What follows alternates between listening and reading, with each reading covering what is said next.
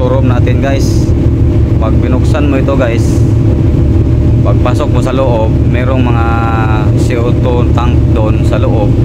Maraming CO2 tank na kapag may emergency na mangyari sa engine room, mag-automatic na mag-support ng hangin yung CO2 room natin doon sa engine room guys. So yan ang purpose ng CO2 room ng barko guys. So yan, at ito yung ventilation ng ating barko.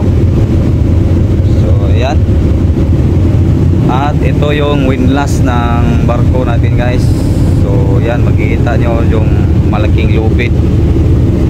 So yan, at ito yung kanyang lock. At ito, dalawa ang lock ito guys. At ang nagkocontrol nito is hydraulic pump guys, yung nagkocontrol ng windlass natin. At meron siyang throttle na, at may limit switch siya dito guys. So ayan, makikita din natin yung motor guys na nagkocontrol ng ating passenger ramp. So ito yon, siya yung magpo-pull down at siya yung magpo-pull up ng ating passenger ramp.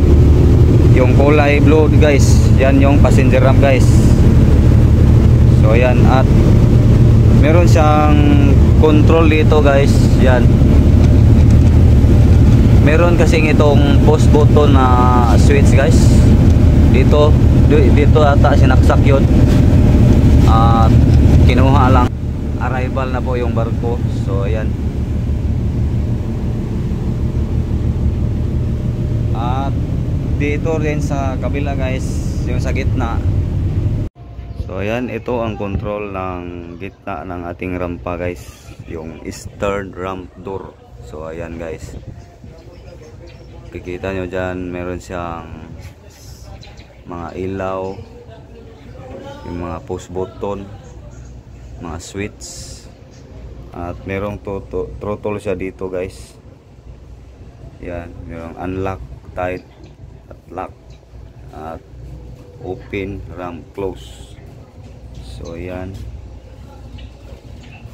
meron siyang gauge dyan, makikita guys. At yun guys, dito sa kabila, sa bandang kanan guys, meron din siyang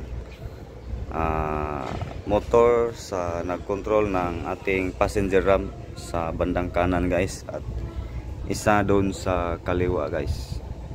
So yan, at ito yung kanyang control guys sa ating passenger ramp, at ito yung kanyang push button switch. So meron siyang up at saka down. So yan, at dito siya sinaksak guys. Yan, at itong kable ang magpo-pull up at pull down dito sa kanyang rampa guys, yung passenger ramp guys. So, at isa pang windlass guys. So ito yung malaking lupit. So dalawang windlass dito guys, hydraulic din po ito. At ito yung kanyang throttle, at may limit switch. So yan, at ito yung kanyang lock, yung dalawang lock niya sa ating windlass guys.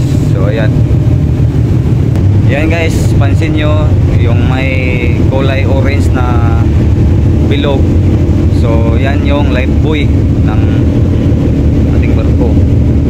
Pwede din tayong mag-ihaw dito guys, yung isda. So yan, at yun lang guys, at maraming salamat sa inyong panonood, at huwag kalimutang mag-like, share, subscribe to my YouTube channel for more updates.